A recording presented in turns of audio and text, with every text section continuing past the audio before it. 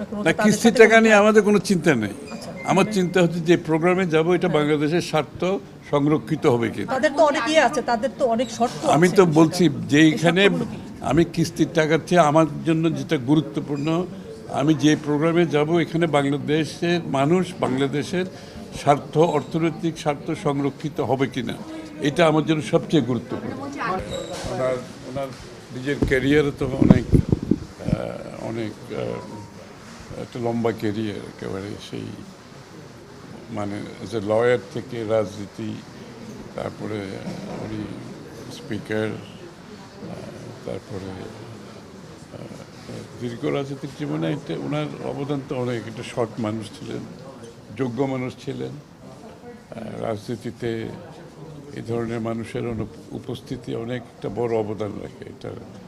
এটার একটা প্রভাব বিভিন্নভাবে থাকে। ভালো, সৎ, যোগ্য, দেশপ্রেমিক, এটা প্রভাবিত করেছেন উনি। এবং as a speaker, owner as a education minister যখনই যে দায়িত্ব পেয়েছেন উনি সততার সাথে, নিষ্ঠার সাথে পালন করেছেন এবং জাতি উপকৃত হয়েছে।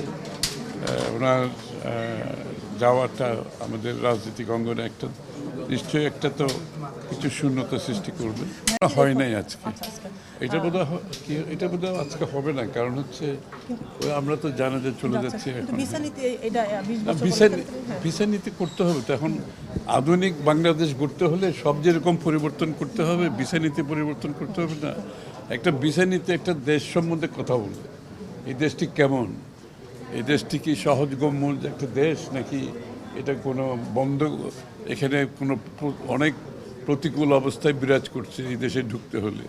তো সুতরাং এটা একটা আধুনিক প্রণয়ন দরকার আছে। এই জন্য বিষয় নীতিটা আমরা রিভাইজ করছি। এর ফলে দেশের অর্থনীতি ডেফিনেটলি এখানে পর্যটন, এখানে যারা বিনিয়োগ করবে, এই দেশে মানুষ আসবে, এই দেশের উপর আস্থা রাখবে, বিষয় নীতিতে একটা বড় ভূমিকা আছে।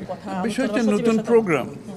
আমরা তো আগের প্রোগ্রাম থেকে বেরিয়ে আসছি, কারণ ওরা আগের প্রোগ্রাম ছিল ওই স্বৈরাচার আমলের যে প্রোগ্রামটা করেছিল, ফ্যাসিস্ট আমলে। ওখানে অনেকগুলো বিষয় তো আমরা সম্মত হইনি। তো সেই কারণে আমরা সেই প্রোগ্রাম থেকে বেরিয়ে আসছি। এখন আবার নতুন প্রোগ্রামে যাচ্ছি। একজন নির্বাচিত সরকারের বাংলাদেশের মানুষের স্বার্থ সুরক্ষা করে যে ধরনের প্রোগ্রামে যাওয়া দরকার সে ধরনের প্রোগ্রামে যাব। দেশের অর্থনীতির জন্য, দেশের জনগণের স্বার্থে যে প্রোগ্রাম প্রয়োজন সেই প্রোগ্রামে যাব। কিস্তির টাকা পাওয়ার বিষয় নিয়ে আপনার কোনো না, কিস্তির টাকা নিয়ে আমাদের কোনো চিন্তা নেই। আমার চিন্তা হচ্ছে যে প্রোগ্রামে যাব এটা বাংলাদেশের স্বার্থ সংরক্ষিত হবে কি। তাদের তো অনেক আছে, তাদের তো অনেক শর্ত আছে। আমি তো বলছি যে এইখানে আমি কিস্তির টাকার চেয়ে আমার জন্য যেটা গুরুত্বপূর্ণ, আমি যে প্রোগ্রামে যাব এখানে বাংলাদেশের মানুষ, বাংলাদেশের স্বার্থ, অর্থনৈতিক স্বার্থ সংরক্ষিত হবে কিনা, এটা আমার জন্য সবচেয়ে গুরুত্বপূর্ণ। হ্যাঁ, নিশ্চয়ই, নাহলে আমরা প্রোগ্রাম থেকে বেরোলাম কেমন। অনেকগুলো কন্ডিশন ছিল যেগুলো আমরা মনে করেছি সরকার হিসেবে, নির্বাচিত সরকার হিসেবে গ্রহণযোগ্য নয়।